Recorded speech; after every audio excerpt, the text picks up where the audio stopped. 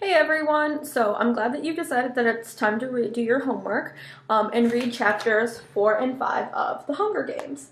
So we are going to begin and I'm going to read chapters 4 and 5 to you. I'm going to pause and have you think about some things here and maybe explain some things that we're looking at in the book, but you can utilize this video. I would highly recommend, as I'm reading, that you're following along online. Okay? For a few moments, Peeta and I take in the scene of our mentor trying to rise out of the slippery, vile stuff from his stomach. The reek of the vomit and raw spirits almost brings up my dinner. My dinner up, sorry. We exchange a glance. Obviously, Haymitch isn't much, but Effie Trinket is right about one thing. Once we're in the arena, he's all we've got. As if by some unspoken agreement, Peeta and I each take one of Haymitch's arms and help him to his feet. I tripped? Haymitch asks. Smells bad. He wipes his hands on his nose, smearing his face with vomit. Let's get you back to your room, says Peeta. Clean you up a bit. We half lead, half carry Haymitch back to his compartment. Since we can't exactly set him down on the embroidered bread spread, we haul him into the bathtub and turn the shower on him. He hardly notices. It's okay, Peeta says to me. I'll take it from here. I can't help feeling a little grateful, since the last thing I want to do is strip down Haymitch, wash the vomit out of his chest hair, and tuck him into bed. Possibly Peeta is trying to make a good impression on him to be his favorite once the games begin. But judging by the state he's in, Haymitch will have no memory of this tomorrow. All right, I say. I can send one of the capital people to help you. There's any number on the train. Cooking for us, waiting on us, guarding us, taking care of us is their job. No, I don't want them, says Peeta. I nod and head to my own room. I understand how Peeta feels. I can't stand the sight of capital people myself. But making them deal with Haymitch might be a small form of revenge. So I'm pondering the reason why he insisted on taking care of Haymitch, and all of a sudden I think it's because he's being kind. Just as he was kind to give me the bread. What's Katniss's problem here? What is she really contemplating? She's looking at Peeta kind of critically because he's about to go into a game that could end his life, and you really shouldn't be being kind there. And so she kind of wonders also if he has another angle that he's trying to work. So there's also that working in the back of her mind. So keep that in mind as we're reading and think about her kind of bouncing back and forth. Because this book is written in Katniss's perspective, we have to rely on her to give us the most accurate information, but sometimes it's just her opinion. The idea pulls me up short. A kind Peeta Mellark is far more dangerous to me than an unkind one. Kind people have a way of working their way inside of me and rooting there, and I can't let Peeta do this. Not where we're going. So I decide from this moment on to have as little as possible to do with Baker's son. When I get back to my room, the train is pausing at a platform to refuel. I quickly open the window, toss the cookies Peeta's father gave to me out of the train, and slam the glass shut.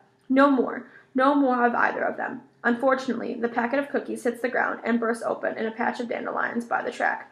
I only see the image for a moment because the train is off again, but it's enough to remind me of the other dandelion in the schoolyard years ago. I had just turned away from Peeta Mellark's bruised face when I saw the dandelion. I knew hope wasn't lost. I plucked it carefully and hurried home. I grabbed a bucket and Prim's hand and headed to the meadow, and yes, it was dotted with green, golden-headed weeds. After we harvested those, we scrounged along inside the fence for probably a mile until we filled the bucket with dandelion greens, stems, and flowers. That night, we gorged ourselves on dandelion salad and the rest of the bakery bread. What else? Prim asked me. What other food can we find? All kinds of things, I promised her. I just have to remember them.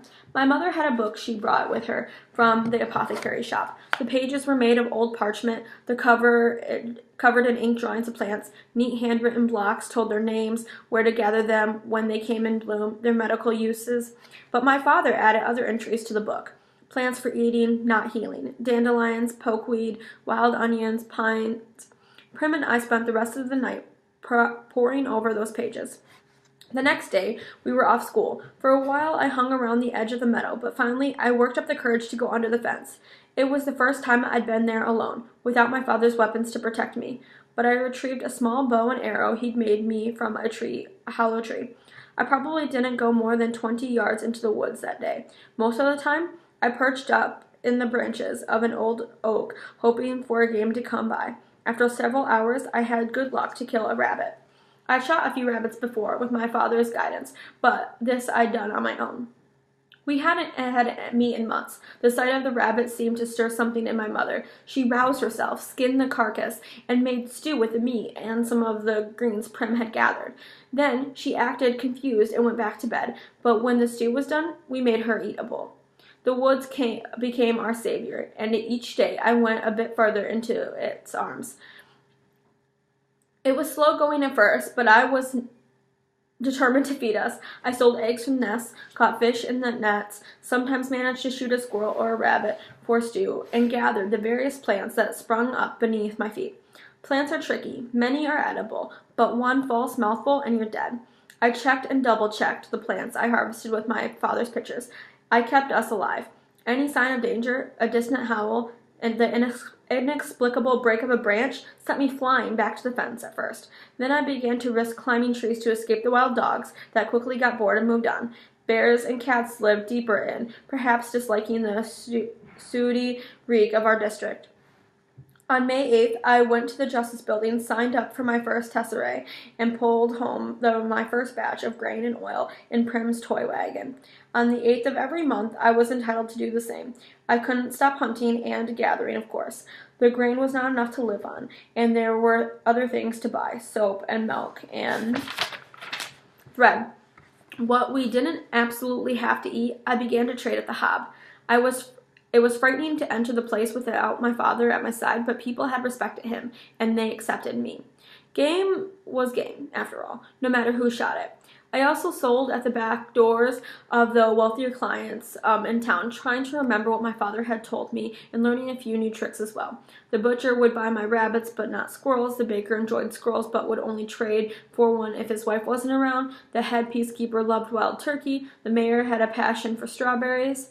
In late summer, I was washing up in the pond when I noticed the plants growing around me, tall like leaves, like arrowheads, blossoms with these white petals. I knelt down in the water, my fingers digging into the soft mud, and I pulled up a handful of the roots, small bluish tubers that didn't look like much, but boiled or baked are as good as any potato. Katniss, I said aloud.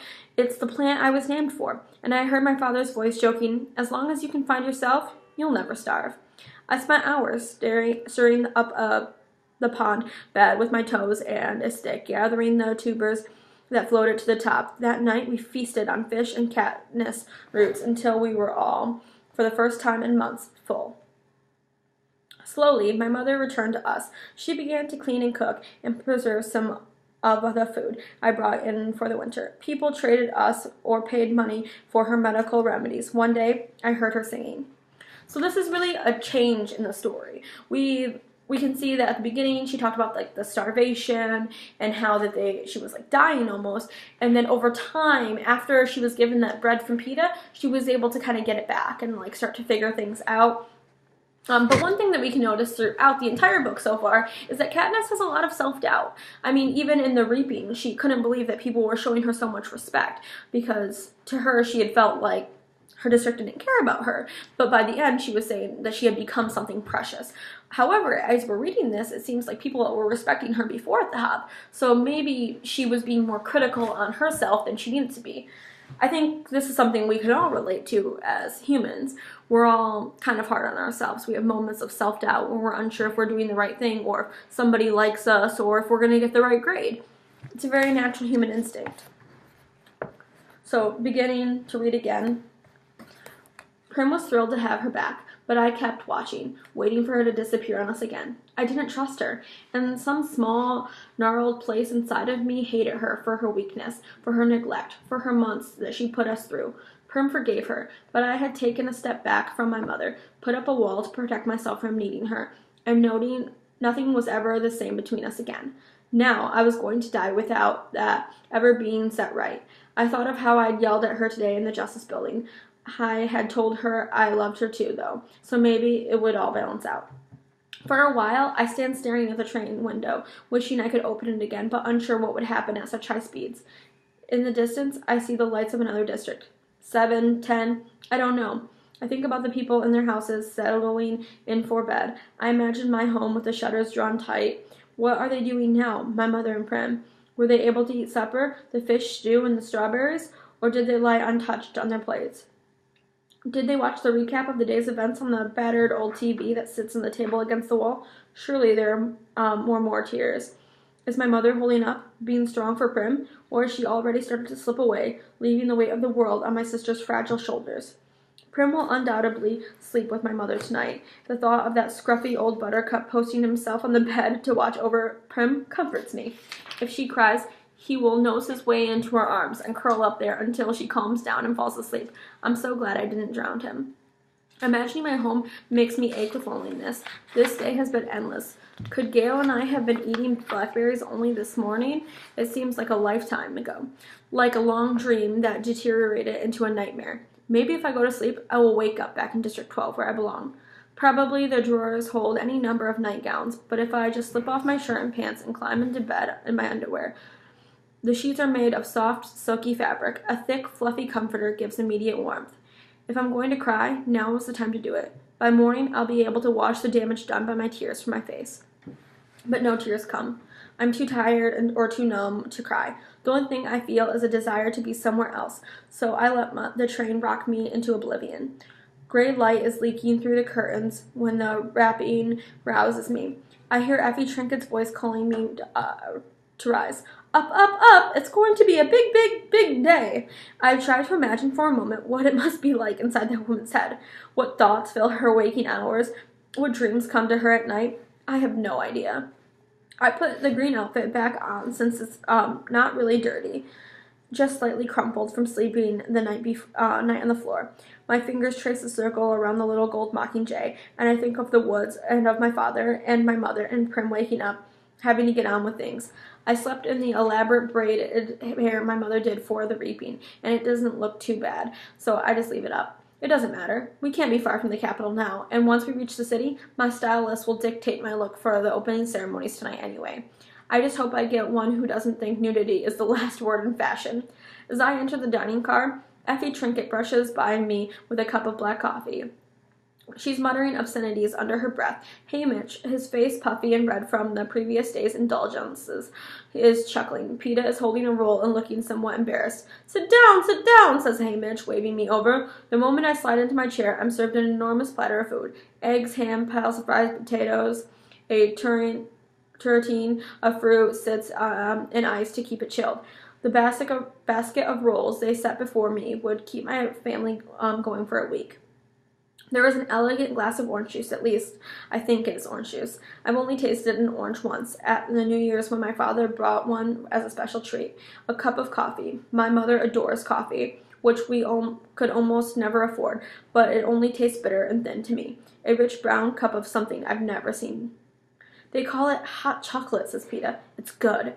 I take a sip of the hot, sweet, creamy liquid, and shudder runs through me. Even though the rest of the meal beckons, I ignore it until I drain my cup. Then I stuff down every mouthful I can hold, which is a substantial amount, being careful not to overdo it on the rich stuff. One time my mother told me I always eat like I'll never see food again, and I said, I won't unless I bring it home. That shut her up. When my stomach feels like it's about to split open, I lean back and take in my breakfast companions. Peta is still eating, breaking off bits of the rolls, dipping them in the hot chocolate. Hamish hasn't paid much attention to his platter, but he's knocking back a glass of red juice that he keeps thinning with a clear liquid from a bottle. Judging by the fumes, it's some kind of spirit. I don't know Hamish, but I've seen him often enough in the Hob tossing handfuls of money on the counter of the woman who sells white liquor. He'll be incoherent by the time we reach the capital. I realize I detest Hamish. No wonder the District 12 tributes never stand a chance. It's just that we've been underfed and lacking. It's not just that we've been underfed and lacking training. Some of our tributes have still been strong enough to make a go of it, but we rarely get sponsors, and he's a big part of the reason why. The rich people who back tributes, either because they're betting on them or simply for the bragging rights of picking a winner, expect someone classier than Hamish to deal with. So you're supposed to give us advice, I say to Hamish. Here's some advice. Stay alive, says Hamish, and he then bursts out laughing. I exchange a look with Peta before I remember I'm having nothing more to do with him. I'm surprised to see the hardness in his eyes. He generally seems so mild. That's very funny, says Peta. Suddenly he lashes out at the glass in Hamish's hand. It shatters on the floor, sending the blood-red liquid running toward the back of the train. Only not to us. Hamish considers this a moment, then punches Peta in the jaw, knocking him from his chair. When he turns back to reach for the spirits, I drive my knife into the table between his hand and the bottle, barely missing his fingers. I brace myself to deflect his hit, but it doesn't come. Instead, he sits back and squints at us. Well, what's this? Says Hamish. Did I actually get a pair of fighters this year? Peta raises from the floor and scoops up a handful of ice under the fruit tureen. He starts to raise it to the red mark on his jaw. No, says Hamish, stopping him. Let the bruise show. The audience will think you mixed it up with another tribute before you even made it to the arena. That's against the rules, says Peta. Only if they catch you. That bruise, you will say you fought. You weren't caught. Even better, says Hamish. He turns to me. Can you hit anything with that knife besides a table? The bow and arrow is my weapon, but I've spent a fair amount of time throwing knives as well. Sometimes I've wounded an animal with an arrow, and it's better to get the knife into it, too, before I approach it. I realize that if I want Hamish's attention, this is my moment to make an impression. I yank the knife out of the table, get a grip on the blade, then throw it at the wall across the room. I was actually just hoping to get a good solid stick, but it lodges into the seam between the two panels, making me look like a lot better than I am. Stand over here, both of you, says Hamish, nodding to the middle of the room. We obey, and he circles us, prodding us like animals at times, checking our muscles, examining our faces. Well, you're not entirely hopeless. And once again, the stylist gets a hold of you. You'll be attractive enough. Peta and I don't question this. The Hunger Games aren't a beauty contest, but the best-looking tributes always seem to pull more sponsors. All right, I'll make a deal with you. You don't interfere with my drinking, and I'll stay sober enough to help you, says Hamish. But you have to do exactly what I say. It's not much of a deal, but it's still a giant step forward from 10 minutes ago when we had no guidance at all. Fine, says Peta. So help us, I say.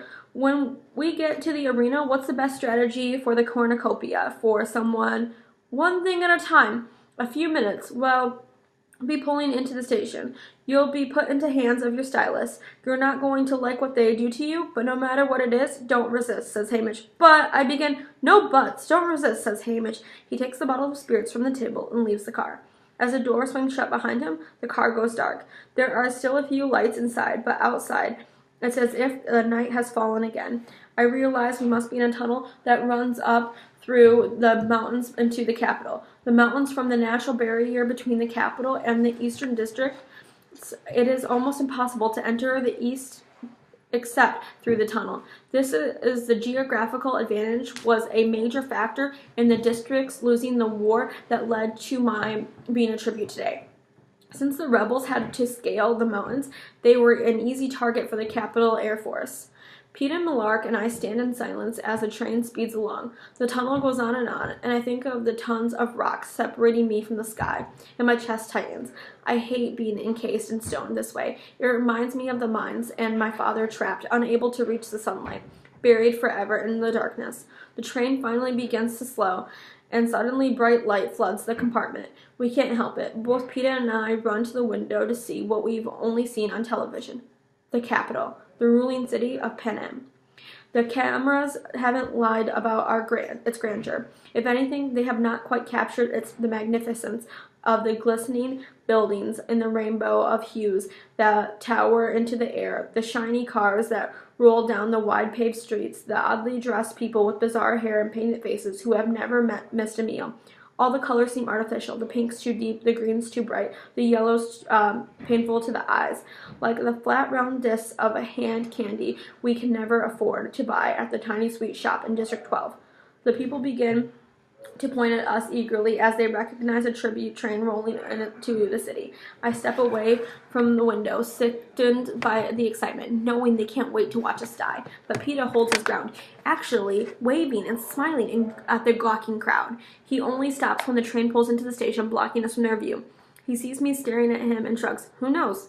Maybe one of them is rich. I misjudged him. I think his actions since the reaping began. The friendly squeeze of my hand, his father showing up with cookies promising to feed Prim. Did Peta put him up to that? His tears at the station, volunteering to wash Hamish, but then challenging him this morning when apparently the nice guy approach had failed. And now the waving at the window, already trying to win the crowd. All of the pieces are still fitting together, but I sense he has a plan for me. He hasn't accepted his death. He is already fighting hard to stay alive, which also means that Peeta Mellark, the boy who gave me the bread, is fighting hard to kill me. Dun dun dun. And that was chapter 4. So again, we just looked at kind of their journey on the train into the capital and what they really need to do in order to be successful, so that way they can win the Hunger Games, or at least one of them can win the Hunger Games. So stay tuned for chapter 5.